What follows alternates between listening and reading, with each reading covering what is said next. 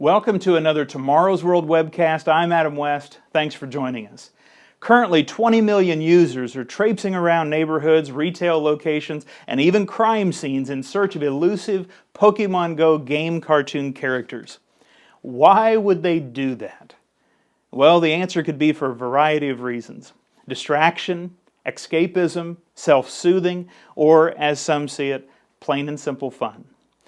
The game, played by using a smartphone or other device, is the next big leap for augmented reality. The Guardian, in an article titled Pokémon Go, Why Our Dark World Needs Escapism More Than Ever, states that augmented reality is, quote, the idea that real-world user behavior, hardware, and devices could be implicated in fictional experiences, end of quote. In a nutshell, augmented reality has at its core the thought that fictional gameplay experiences can be enhanced by the actual movement and interaction of individuals in the real world. And that's precisely what Pokémon Go is offering. And the masses are taking to it hook, line, and sinker, so much so that the servers running the game just after its release were struggling to keep up. It's taking the world by storm, and young and old alike are flocking to play the game. Strangely enough, some news items have shown the dangers of playing the game already. A BBC News article stated how players of Pokémon Go in Bosnia have been warned to avoid playing the game in active minefields within the country. Amazing.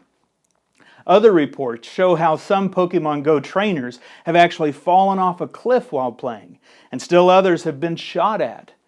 What is truly ironic is that a game being used to escape the evils and dangers of the world by combining reality with pseudo-reality is actually creating new dangers of its own. The Guardian article again states, quote, what has technology offered us in these dark days of violence and fear? A pure escapism that may well be the most successful mobile game of all time. Maybe Pokémon Go is an equalizer, a well-timed balm against the evils of the world. End of quote. Is that the case? Is this game a balm, a comfort against the evils of the world? Continuing with the article, quote, yet arguably it changes nothing, merely overlays a soothing distraction. It's not entirely out of line to wonder if all this mass self-soothing, this collective urge toward a simpler and kinder age of tech community can actually lead us somewhere, can inspire real collaboration and positive change. End of quote. Well, the article states additionally that the game is, quote, almost like an antidotal injection against the usual order of viral anger and sadness. End of quote. Without question, we're living in dangerous times.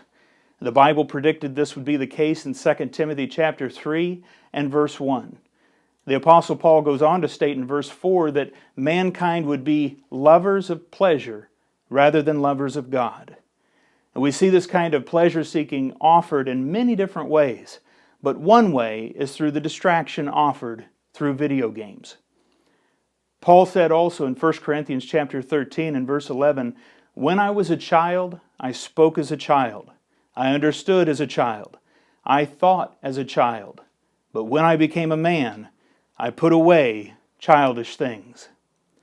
Sadly, we live in a world where individuals of all ages feel the need to escape reality, to be distracted from the life God has graciously given to them. They feel the need to squander time in self-soothing, pleasure-seeking pastimes. But is that the life God intended for human beings when He created them? Is this game, and others like it, the real answer to finding comfort in a troubled world? The true gospel of Jesus Christ, the good news He came preaching, is of a coming kingdom that will be established on this earth, that will usher in a time of kindness, a more simple life, and freedom from the terror and violence so prevalent in the world today. We should not seek to escape, but rather to involve ourselves in the greatest work being done on the earth today. Go to tomorrowsworld.org to learn more about God's soon coming kingdom and your part in it. Thank you for watching. Until next time, take care.